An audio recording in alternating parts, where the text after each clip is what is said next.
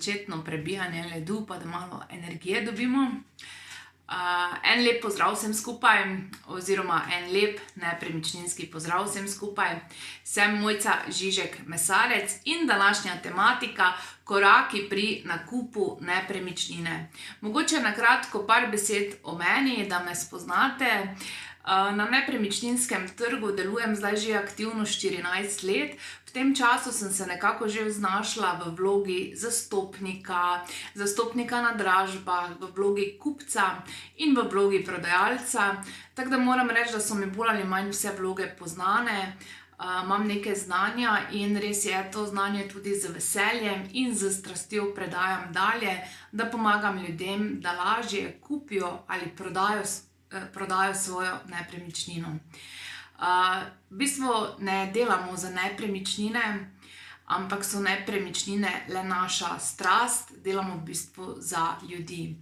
In mislim, da se vedno čuti, ko nekdo dela nekaj s srcem in strastjo, takrat je tudi lahko uspešen in seveda tudi dober. Tako da, ja, delam s strastjo in zelo vesela sem, da vam lahko danes tudi predstavim korake pri nakupu nepremičnine, ker vem, da dostikrat se ljudje znajdejo v težavah, ker ne vejo, kaj točno morajo zdaj vse narediti, ko kupujejo nepremičnino. Sem vam zelo vesela in hvaležna, če spodaj v komentar tudi napišete vsi tisti, ki ste z mano v živo, tisti, ki pa gledate posnetek, pa posnetek. In zelo vesela in hvaležna bom, če tisti seveda, ki me že poznate, napišete spodaj v komentar, od kod me poznate in kaj smo skupaj delali. Tako da bom vseeno videla, kdo je bil vse tukaj. Zdaj pa jaz mislim, da je čas, da se lotimo naših korakov pri nakupu nepremičnine. Prvi korak, jaz sem si vse korake napisala, da bomo imeli točno od 1 do 11, 11 korakov imam, oziroma 11 je bonus točka, ki jo bom seveda na koncu povedala. Tako da gremo zdaj kar na prvi korak. Korak številka 1 je seznam. Vedno rečem, naj si stranke najprej, preden začnejo nepremičnine seveda gledati in hoditi na oglede, naredijo en seznam, da bojo videli točno, kaj potrebujejo in kaj si želijo. Ker to je zelo, bom rekla, dve različni zadevi sta to. Si vi želite, da bi bila, vedno se dotaknem tašče, pa se še bom danes, vaša tašča v naslednjem mestu doma, potrebujete pa v bistvu, da je tašča hitro dostopna, da lahko v bistvu vsak dan dvigne vaše otroke v vrtcu. Torej sta to dve zadevi in je treba to tudi upoštevati. Ali pa recimo, da potrebujete, da otroci pridejo do šole z enim avtobusom. Dostikrat se zgodi, da se stranke v neko nepremičnino seveda zaljubijo in čez 1 leto pokličejo Mojco, gremo prodat. Zakaj? Ker v bistvu so si to nepremičnino res želeli, ampak ni to, kar potrebujete, kar so potrebovali. Teda previdno. Najprej seznam, ko se odločite, da boste kupili nepremičnino, da boste sploh videli, kaj si želite in kaj potrebujete. Točka 2. Zdaj, ko vemo seveda, kaj si želimo in kaj potrebujemo, potrebujemo seveda finančno konstrukcijo. Najprej priporočam, da se gre seveda na banke, da vidimo točno, kakšno nepremičnino oziroma v kakšni vrednosti lahko sploh gledamo in kaj si lahko privoščimo oziroma so naše zmogljivosti. Bom govorila kar iz izkušenj, stranke pridejo na teren, sploh še, oziroma na ogled, sploh še ne vejo, kakšno nepremičnino si lahko privoščijo, torej do katere vrednosti. Spet smo tukaj, se zaljubijo v določeno nepremičnino in potem pridejo na banko in jim banka reče stop. Kredita v tej vrednosti ne dobite. In kaj se potem zgodi? Iščejo razne kombinacije kreditov. Hitri kredit, hipotekarni kredit, pa še kakšno posojilo na črno. In lahko hitro pride do kakšne, recimo, da gre eden od partnerjev na bolniško samo za pol leta. Se lahko vse skupaj spremeni, kredita se več ne more plačevati, pride do izvršbe, lahko gre nepremičnina na dražbo, se proda pod ceno sploh, ki je vredna. Teda dajte tukaj paziti in poglejte sploh, kakšno nepremičnino si seveda lahko privoščite, da ne boste šli preko svojih zmogljivosti, ker pa je potrebno tudi živeti v življenju, ne? Pa iti na kakšno potovanje, pa si kaj privoščiti, ne pa delati samo za nepremičnino. Korak številka 3. Torej, zdaj vemo, kaj si želimo, kaj potrebujemo, vemo, do katere cene in seveda moramo potem, ko najdemo določeno nepremičnino, preveriti pravno stanje. Pravno stanje, bom rekla, da ni samo vpogled v zemljiško knjigo. Ja, treba je pogledati zemljiško knjigo. Torej, je kakšna plomba, so kakšne hipoteke, služnosti ali pa kaj podobnega. V primeru, da je hipoteka, morajo seveda prodajalci pridobiti ustrezno izjavo o nameravanem izbrisu te hipoteke. Predstavljajte si, da ste kupili nepremičnino, na kateri je hipoteka za 50 000, vrednost nepremičnine je bila 60, torej ste prepričani, da se bo izplačala. Ker ta prodajalec ni plačeval kredita recimo zadnjih 2-3 leta, lahko se zgodi, da bo potem seveda ta hipoteka oziroma vsa vrednost z obrestmi in vsem višja od same vrednosti nepremičnine. Tako da tu je res potrebno vedno paziti in pridobiti to izjavo o nameravanem izbrisu. Pazite tudi, če je kakšna služnost, da vam ne bo sosed celo življenje hodil čez zelenico, recimo. Tako da res je treba biti pazljiv na zemljiško knjigo. So pa še tukaj določene specifike, kot je recimo dostop. Potrebno je preveriti, tudi če pridete do nepremičnine, po cesti se pripeljete. Preveriti je potrebno, čigava je ta cesta in ali je vpisana služnost. Potem naslednja zadeva, če kupujete v bloku recimo, naj vam dajo na vpogled pogodbo o medsebojnih razmerjih. Tam se lahko tudi zgodi, da imajo stanovalci med sabo dogovorjeno, da recimo v določenem fancy bloku ne smete imeti psa. Teda dajte paziti tudi na to pogodbo o medsebojnih razmerjih, torej kaj so se etažni lastniki med sabo dogovorili, pa tudi je potrebno vedno pridobiti uporabno in gradbeno dovoljenje, torej gradbeno in uporabno dovoljenje, tudi tega ni v zemljiški knjigi. Teda pravno stanje, dajte se z nekom posvetovati ali pa najamite seveda strokovnjaka. Naslednja zadeva, stroški. Stroški, ki se tičejo določene nepremičnine, jaz vedno priporočam, da dajte pogledati položnice za zadnjih 12 mesecev. Zakaj za zadnjih 12 mesecev? Recimo, če kupujete poleti, nimate vpogleda, kakšni so stroški recimo ogrevanja oziroma v najvišji sezoni, da to preverite. Preverite tudi, koliko se nahaja v samem rezervnem skladu, če kupujete v bloku. Recimo, da je nujno potrebna nova fasada, v rezervnem skladu pa je 0. To pomeni, da bo blok moral najeti kredit, znesek tega kredita pa boste mogli seveda mesečno plačevati zraven. Tako da dobro preverite še vse zadeve, pokličite upravnika, da boste videli tudi, kakšni so investicijski stroški za stavbo naprej. Številka 5. Parkirišče. Tudi na parkirišče moramo biti pozorni, zlasti v bloku. Dostikrat, ko pridejo, recimo, da pridete na ogled dopoldan, imate seveda kje zaparkirati, ni problema. Če pa pridete zvečer, pa recimo ne boste našli parkirišča oziroma boste mogli parkirati celo v naslednji ulici. Tako da pridete recimo na nepremičnino dopoldan, popoldan čez vikend, da boste videli, kako je z parkirnimi mesti. Recimo, če vam prodajalec reče, da imajo dogovor, da vsak parkira na določenem mestu, preverite ta dogovor, če res obstaja. Pa tudi preverite v zemljiški knjigi, od koga je to parkirišče. Je to sploh funkcionala stavbe?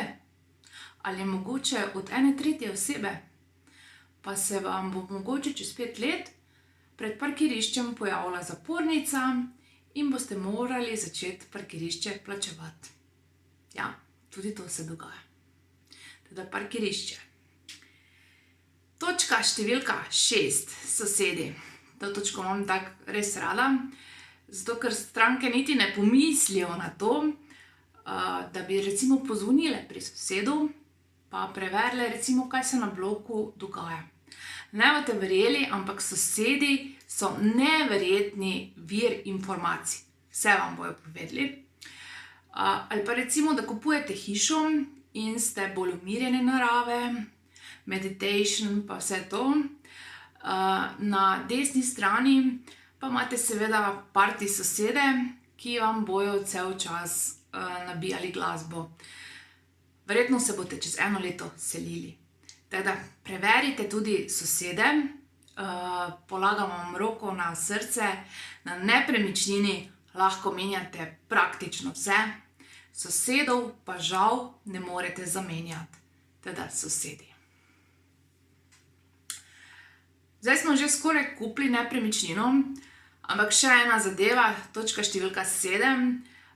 Dostikrat me sprašujejo, kaj sploh to pomeni in od kod sem to vzela. Res je to malo bolj ameriška varianta, ampak si res srčno želim, da pride v veljavo tudi v Sloveniji.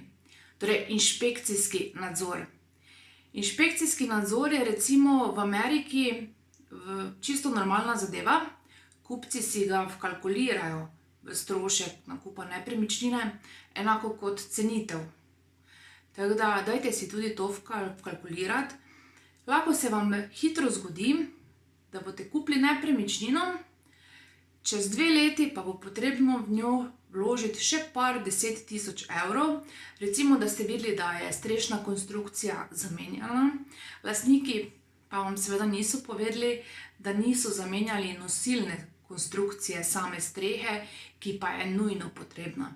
Lahko imate recimo na nepremičnini tudi kakšno vlago, ki je ne bo mogoče več z nepremičnine odstraniti. Teda riskirajte teh par 100 evrov in najamite nekoga oziroma strokovnjaka, ki vam bo nepremičnino pregledal. Točka številka 8, prodajna pogodba. Torej ste pred podpisom prodajne pogodbe. Prodajna pogodba seveda mora biti v pisni obliki, nič ne morete se zmeniti kar tak. Seveda mora vsebovati podatke kupca, prodajalca, zemljiškoknjižno samoidentifikacijo nepremičnine, ceno in seveda tudi roke in način plačila.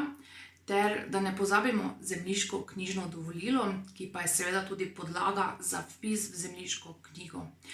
Dostikrat sem že videla, da so stranke prišle z prodajnimi pogodbami iz interneta, ki pa so bile vredne nič.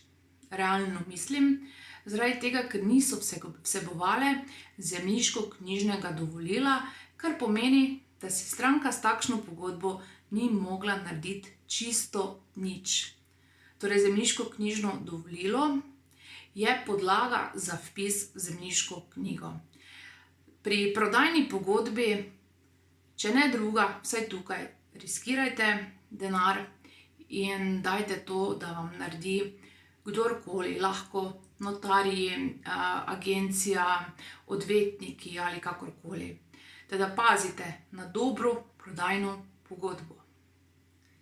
Pa v prodajno pogodbo je seveda treba vnesti tudi vse medsebojne dogovore.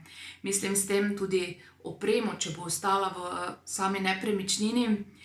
Da ne boste prišli na primopredajo, pa bi mogla biti notri v nepremičnini nova kuhinja in kuhinje ni.